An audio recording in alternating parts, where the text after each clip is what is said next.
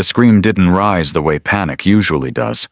It tore straight through the afternoon like something breaking free that had been held too long.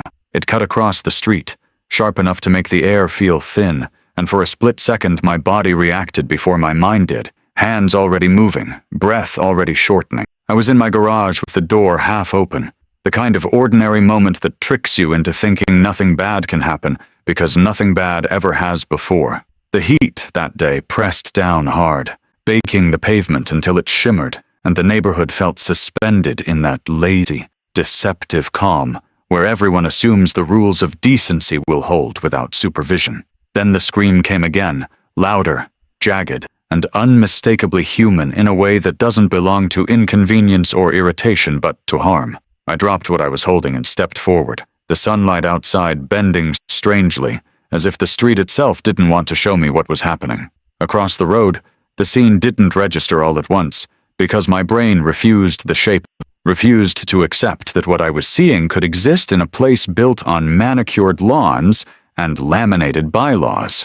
HOA Karen was in the middle of the street, not standing near a wheelchair, not guiding it, but pulling it backward with both hands like she was trying to drag an object that offended her. The woman attached to that wheelchair, Mrs. Jenkins, was on the ground, palms scraping uselessly against the asphalt, her legs folded beneath her in a way that bodies are never meant to be. Karen's mouth was moving fast, words spilling out with the confidence of someone used to being obeyed, and even from where I stood I could hear the phrase that didn't belong in any sane world. Before we move forward, drop a comment. Where are you watching from? She called it a no-wheel zone, like she was announcing a fire code violation instead of justifying violence against a disabled woman. For a moment, the street seemed to hold its breath, neighbors frozen mid-motion, hoses dangling, car doors half open, phones lifted but not yet fully committed to recording. Karen said it again, louder this time, as if volume could convert absurdity into authority,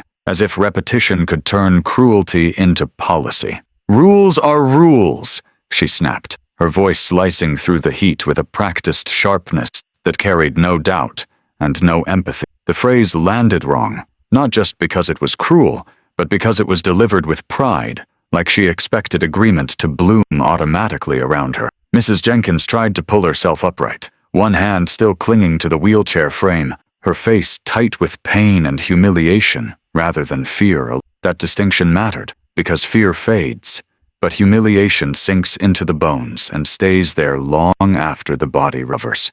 I stepped off my driveway and onto the street, my feet hitting the pavement with deliberate weight, not rushing, not hesitating, because speed would have made it chaos, and hesitation would have made it consent. Karen noticed me immediately, her head snapping toward me like a predator registering movement, sunglasses catching the sun and throwing it back in my direction. She raised one hand, palm out, the universal gesture of someone who believes they have the right to stop another adult from approaching. "Stay back," she barked, and when she said it, she didn't say my name or ask a question. She issued it the way she always did, like an order that required no justification. "This is HOA business," she added, wrapping herself in that phrase like armor, like the letters themselves could shield her from consequence. That was the moment something settled inside me. Not anger, exactly, but clarity, the kind that strips away every unnecessary thought and leaves only action and sequence. I could see Mrs. Jenkins's hands shaking, could see the way she tried to hide it, because people who live under quiet control learn early not to make a spectacle of their suffering. Karen tightened her grip on the wheelchair hand, knuckles whitening, not because she needed to, but because she didn't want to lose the center of attention. Phones came up then, slowly at first. Neighbors realizing that what they were witnessing wasn't just ugly, but historic, in the way small tyrannies always are, right before they collapse. I told her to let go, my voice low and even, not raised, not pleading, the kind of tone that doesn't invite argument because it doesn't acknowledge the legitimacy of refusal. Karen turned fully toward me, her mouth curling into a smile that didn't reach her eyes, the smile of someone used to intimidating people into retreat. She announced her title like a credential, like being HOA president transformed her hands into law and her temper into enforcement. I told her exactly what she was doing, not rhetorically, not dramatically, but plainly. because naming behavior is how you take away its disguises. A few neighbors gasped when I said the word assault, because it shattered the illusion that this was a disagreement instead of an attack. Karen tried to explain, tried to dress the moment in language about pavement damage and community standards, words that sounded clean enough to fool people who didn't want to look closely. I cut her off and corrected her, not with opinion but with fact, pointing out the public right-of-way, the city-maintained street she did not own, no matter how many bylaws she waved around. For a heartbeat, she hesitated, and that hesitation was louder than any argument because it exposed the thinness of her authority. Predictably, she chose escalation instead of retreat, choosing force over reflection, because people like her can't survive being wrong in public. She yanked harder, and the sound the wheelchair made against the asphalt was a scraping scream of its own, metal protesting being turned into a weapon. I stepped in then, close enough that she had to acknowledge my presence as a physical reality rather than a challenge she could shout down. I freed the wheelchair from her hands and steadied Mrs. Jenkins, feeling the tremor run through her body as she tried to sit upright with dignity and tact. The clapping started hesitantly, a few neighbors unsure whether they were allowed to approve of resistance, then grew stronger as relief spread faster than fear. Karen's face flushed red, her authority draining visibly as the crowd stopped behaving like an audience and started behaving like witnesses. She shouted threats about citations, enforcement, and consequences, but the words rang hollow now, stripped of the power they once carried. I told her she could threaten me later if she wanted, but that right now she was done, because the moment had passed and the street had seen her clearly. Mrs. Jenkins squeezed my hand and whispered, "Thank you," her voice small but steady, and that mattered more than every shout Karen could muster. As Karen stormed away, heels striking the pavement in sharp, angry rhythms, the street didn't relax.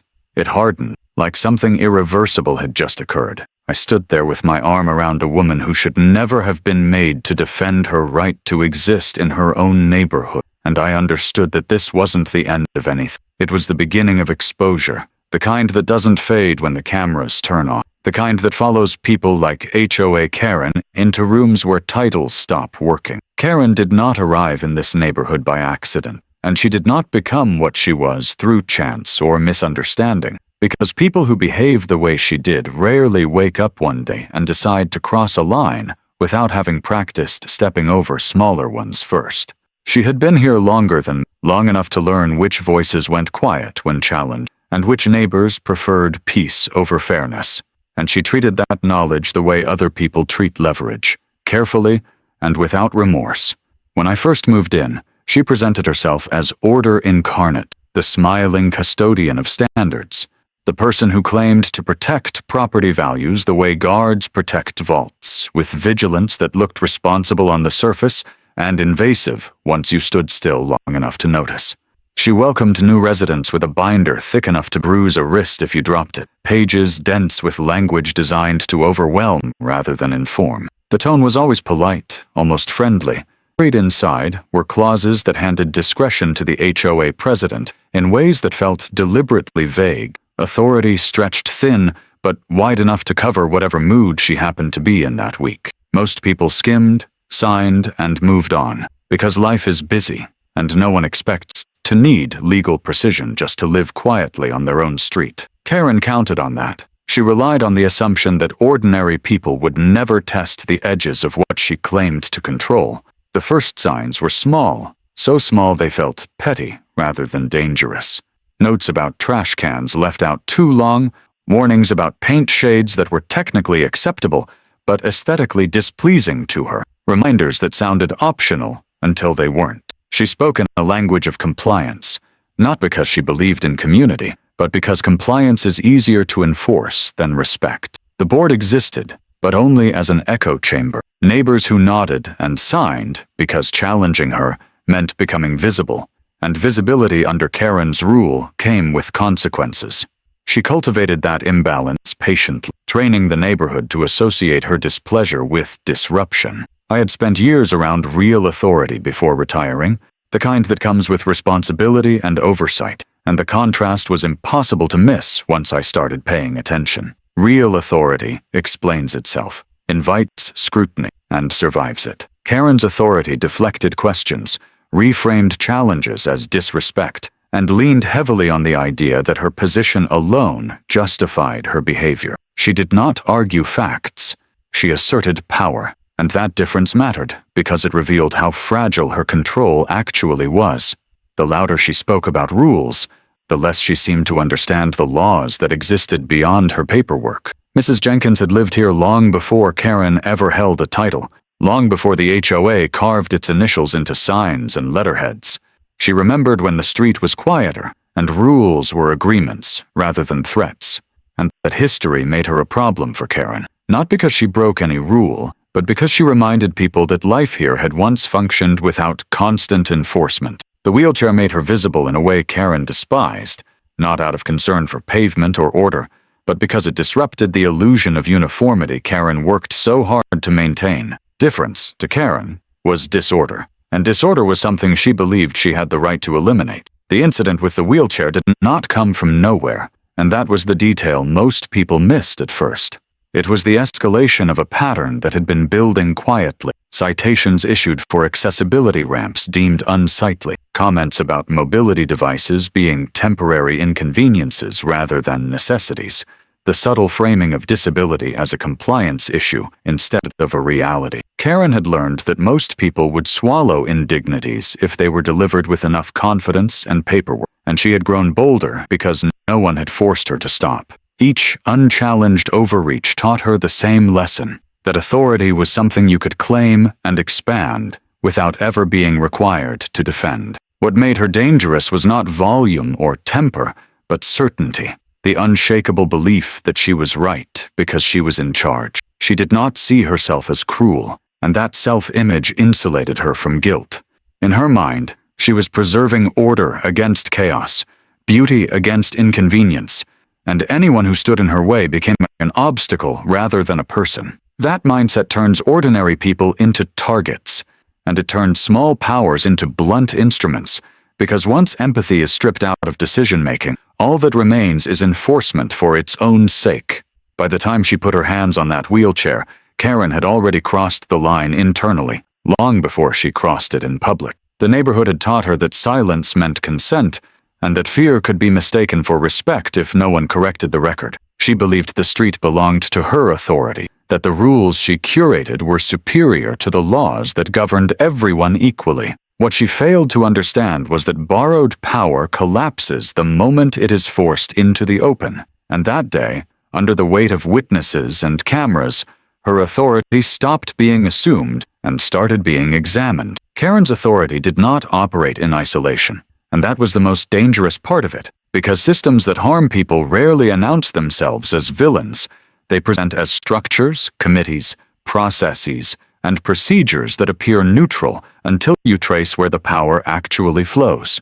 The HOA under Karen was not a collective body in any meaningful sense. It was a funnel, wide at the top, with language about community, and narrow at the bottom, where every real decision passed through her hands.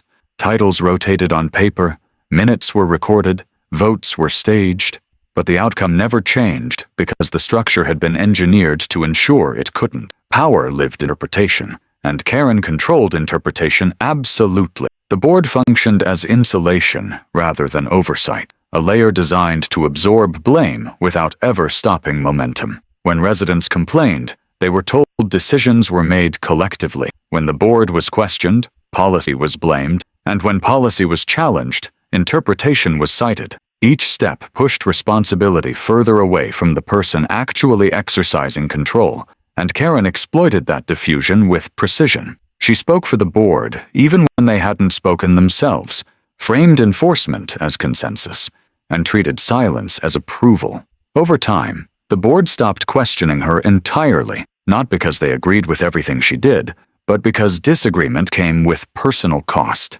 Selective enforcement was the core mechanism of her abuse, and it worked because it was unpredictable. Rules existed everywhere, but consequences arrived only where Karen decided they should, aimed at people who stood out, asked questions, or disrupted her sense of order. Jogging became loitering, parking became obstruction, accessibility became aesthetic violation. The rules themselves were flexible enough to justify almost anything if you spoke confidently enough, and Karen spoke with the certainty of someone who had never been required to explain herself to anyone outside the neighborhood. That flexibility was not a flaw in her system. It was the point. Fear did not arrive loudly. It settled in gradually, teaching people to adjust their behavior without being asked. Neighbors stopped taking certain routes, stopped modifying their homes, stopped inviting attention. They learned to anticipate Karen's displeasure the way people anticipate bad weather, by changing plans rather than confronting the storm.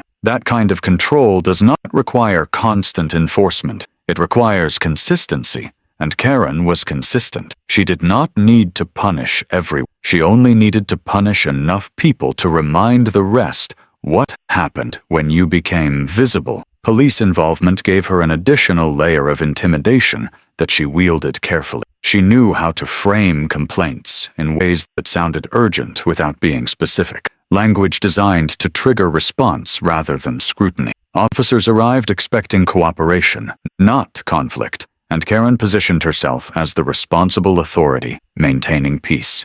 That dynamic shifted power instantly, not because she was right, but because uniforms create hesitation. She mistook that hesitation for endorsement, and each time it worked, her confidence grew.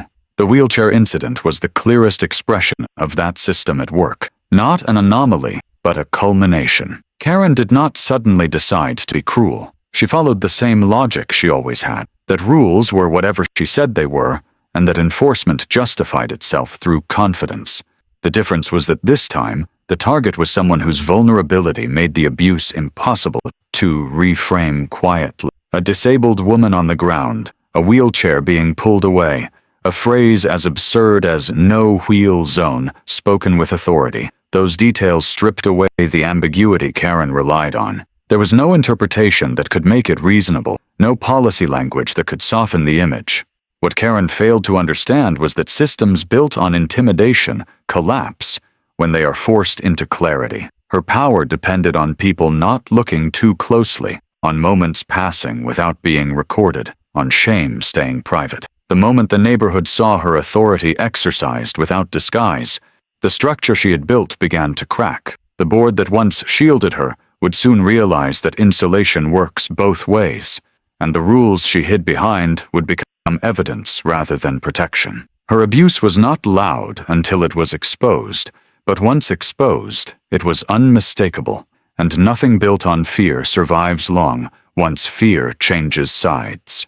Once the immediate shock faded and the noise of the confrontation settled into memory, everything narrowed into process, because outrage burns fast and leaves nothing useful behind, while proof accumulates slowly and carries weight long after emotion is gone. I did not begin by telling anyone what I thought had happened. I began by documenting exactly what had happened, in sequence, without adjectives, because systems like Karen's only survive when accusations stay vague and feelings stay loud. Precision was the antidote, and I approached it the same way I had approached investigations before, by assuming nothing and verifying everything. The first layer was documentation that already existed, the kind Karen believed protected her simply because it was written down. HOA notices, violation letters, enforcement warnings, meeting minutes, all of it framed in neutral language that pretended fairness while disguising intent. Read in isolation, each document looked ordinary, even reasonable, but laid out chronologically they told a different story, one of escalation without cause and enforcement without limit. The same phrases appeared again and again: aesthetic integrity, community standards, discretionary enforcement, language elastic enough to stretch around any action she wanted to justify. Patterns emerged quickly once the noise was stripped away. Video evidence anchored everything else. Phones had been raised before anyone understood how far Karen would go, and that instinct mattered. Footage does not argue, it waits. I watched the recordings repeatedly, first straight through to understand flow, then slowed to catch details people assume disappear. The moment her hands tightened on the wheelchair handles. The pause before she spoke the phrase, "no wheel zone," as if testing whether the world would accept it. The way she glanced at the small audience forming, not with concern, but with awareness. Abuse always reveals itself in body language before words catch up. Audio mattered as much as images.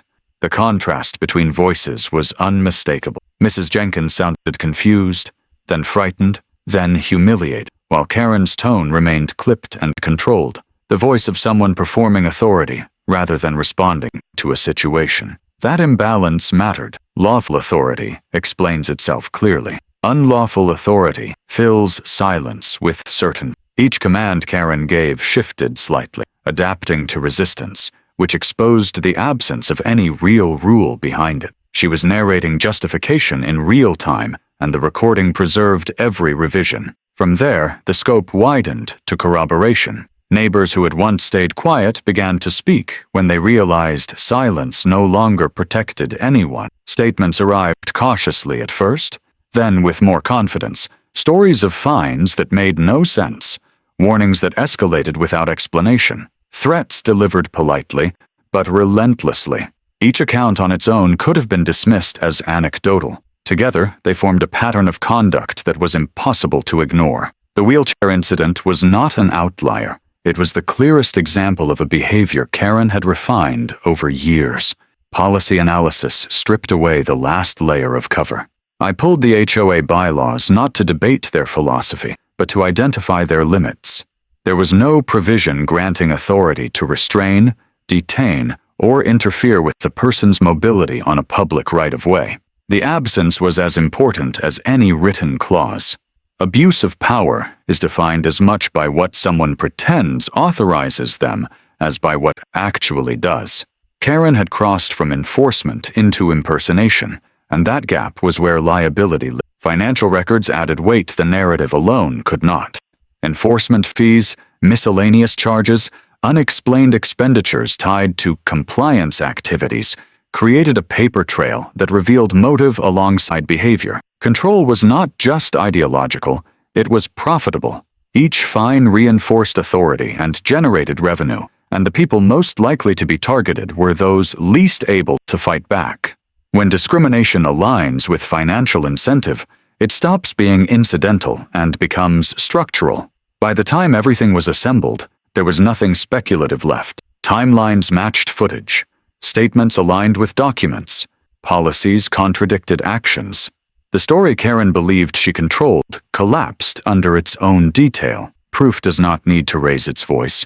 It only needs to be complete. And once complete, it does not rush. It waits for the moment it is placed in a room where confidence means nothing, and every claim has to survive scrutiny, line by line, without the shelter of fear. The confrontation did not begin with shouting or dramatic entrances, because real collapses rarely announce themselves with noise.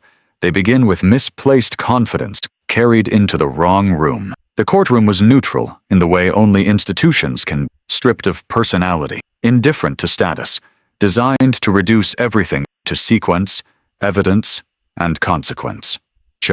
Karen walked in believing this was another stage she could control, another audience she could manage with posture and tone, another setting where confidence would substitute for legitimacy. She dressed for authority, spoke with measured calm, and carried herself like someone accustomed to being obeyed without challenge. What she did not carry was control, and that absence was about to become visible. From the first exchange, the difference between performance and proof was unmistakable. Karen spoke in generalities, relying on familiar phrases about order, standards, and protection, language that had always worked in HOA meetings where no one pressed her beyond surface explanations.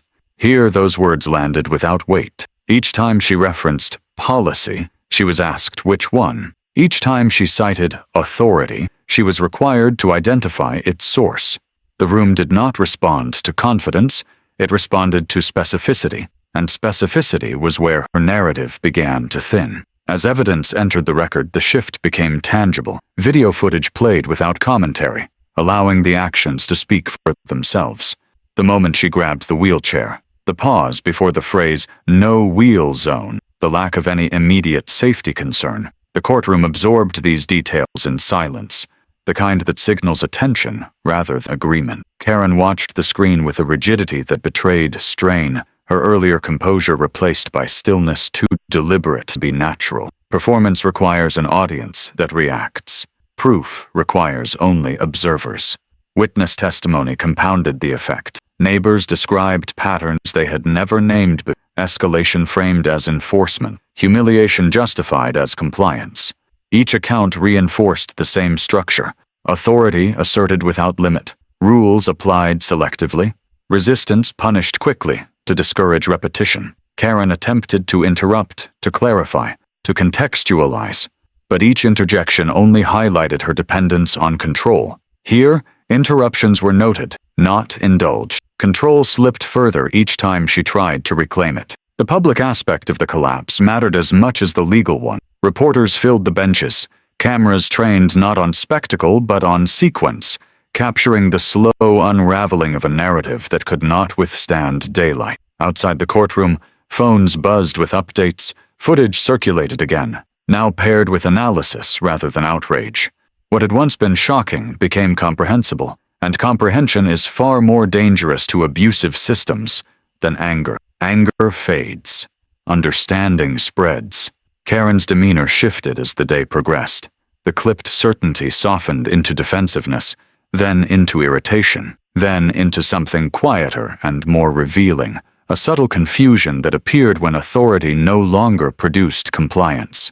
She had spent years equating obedience with legitimacy, and now faced a setting where legitimacy had to be demonstrated independently of reaction. Each answer she gave generated follow-up questions she could not deflect. Each explanation introduced contradictions she could not resolve. Collapse does not happen all at once.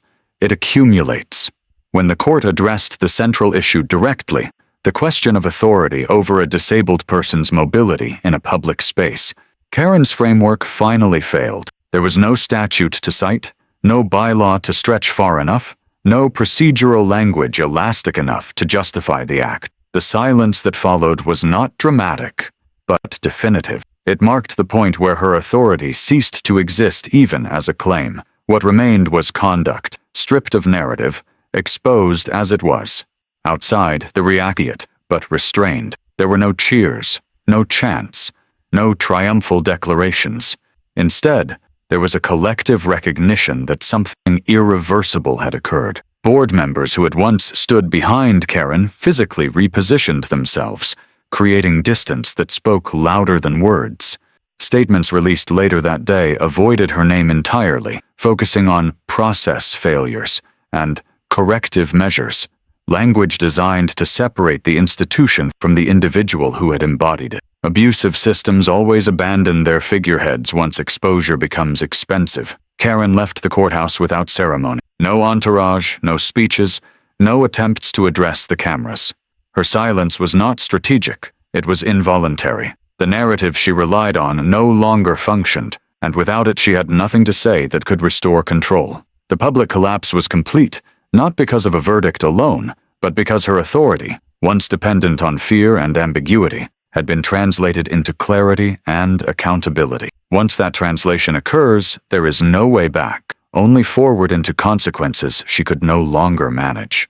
Retaliation did not arrive with anger or spectacle. It arrived with process, and that distinction mattered more than anything Karen had ever understood about power. The moment the courtroom doors closed behind her, the machinery she had spent years manipulating began to turn in ways she could not interrupt, negotiate, or intimidate. Experts do not respond to tone, and they do not care about reputation. They respond to patterns, documentation, and jurisdiction. And Karen's behavior had left a trail that pointed in only one direction. What followed was not personal, it was procedural, and that made it irreversible. The first shift came quietly, through notices and requests that carried no emotion at all. Auditors requested records that had never been meant to withstand scrutiny, communications that assumed privacy would equal immunity, financial entries that relied on obscurity rather than legality. Each request tightened the frame around her actions, reducing her ability to reframe events as misunderstandings or isolated incidents. Where she once controlled the flow of information, she now responded to it, always one step behind, always reacting instead of directing. Legal experts entered next, not to argue narrative, but to test compliance. Disability rights specialists examined the incident not as a dispute, but as an access violation with clear standards and established precedent. Their analysis stripped away every subjective justification Karen had relied on, replacing them with objective criteria that left no room for interpretation. Public right-of-way, protected mobility device, unlawful interference. Each term carried weight she could not dilute with confidence or policy language. As scrutiny widened, Karen attempted to counterattack, filing complaints, alleging harassment, suggesting bias. These efforts only accelerated the response. Retaliation under investigation is not seen as defense, it is seen as confirmation, and experts recognize it immediately. Each message she sent, each claim she made, was logged, categorized, and evaluated not for intent, but for impact. The same tactics that had silenced neighbors now documented her inability to disengage from control. Institutional reactions followed expert conclusions, not Karen's protests. Insurers reviewed exposure and withdrew coverage. Advisors recommended separation. Board members resigned not out of loyalty lost, but out of risk assessed. Karen found herself isolated not by conspiracy, but by calculation. Systems designed to protect themselves do not protect individuals who increase liability, and her presence had become expensive. The expert retaliation reached its peak not in a single action, but in convergence. Regulatory agencies aligned findings, legal reviews echoed conclusions, independent assessments matched witness accounts. Karen's behavior was no longer a matter of debate, it was a case study. The same language that once empowered her now categorized her, her actions reduced to examples of abuse under color of authority. There is no humiliation louder than being discussed without reference to personality, reduced entirely to function and failure. By the time formal recommendations were issued, Karen's influence was already gone. She could not attend meetings that no longer invited her. She could not speak into processes that no longer acknowledged her role. Expertise had done what outrage never could. It rendered her irrelevant. The retaliation she feared was not revenge. It was exclusion from systems she once dominated, and that exclusion carried consequences she could not appeal. The final realization came too late to matter. Karen had always believed power resided in the ability to provoke response. Experts do not respond to provocation. They respond to evidence, and evidence had replaced her. In that replacement, her authority did not transform or retreat. It simply ended, absorbed by structures that do not remember tone, only outcomes. Victory did not arrive with celebration, announcements, or visible relief, because the kind of victory that dismantles abuse rarely feels triumphant the moment it settles. It feels quiet, procedural, almost anticlimactic, and that is exactly how it should feel when power is removed rather than transferred. The neighborhood did not gather, no statements were issued, and no one waited for permission to move forward. Life simply resumed in places where it had been artificially constrained, and that return to normalcy was the clearest signal that Karen's influence was finished. The wheelchair moved freely again through the same space where it had once been treated as an offense. No one commented on it, no one paused to acknowledge the change, because accessibility should never require applause. The absence of enforcement was not chaos, it was correction. Where rules had been weaponized, silence now held. Where authority had been imposed, indifference replaced it. The system corrected itself by removing the element that had distorted it, and nothing rushed in to take her place. Official resolutions followed in language, stripped of emotion. Policies were revised without her input. Oversight mechanisms were installed without debate. Refunds were processed without apology.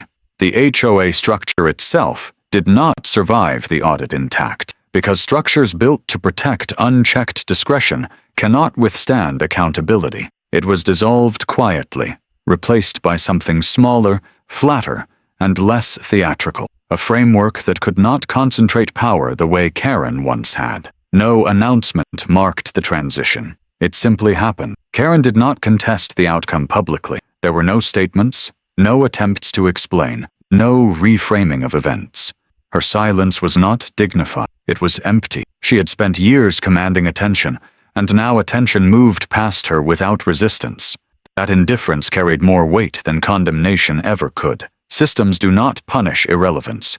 They ignore it. Neighbors adjusted without discussion. Routines returned. Conversations resumed. The fear that had once dictated behavior dissipated, not because it was confronted, but because it was no longer necessary. Fear requires reinforcement to survive. Without Karen, it starved. People did not need to be told they were free. They simply stopped behaving as though they were constrained. The finality of it all rested in how little needed to be said. There were no lessons drawn, no moral framing imposed, no victory claimed. The outcome spoke for itself through absence. Karen's name stopped circulating. Her directives stopped echoing. Her presence stopped shaping decisions. The space she occupied collapsed inward, leaving nothing to replace it. That is how total victory manifests, when power is dismantled correctly, not with noise, not with revenge, not with replacement authority, but with silence so complete it feels permanent. HOA Karen went silent.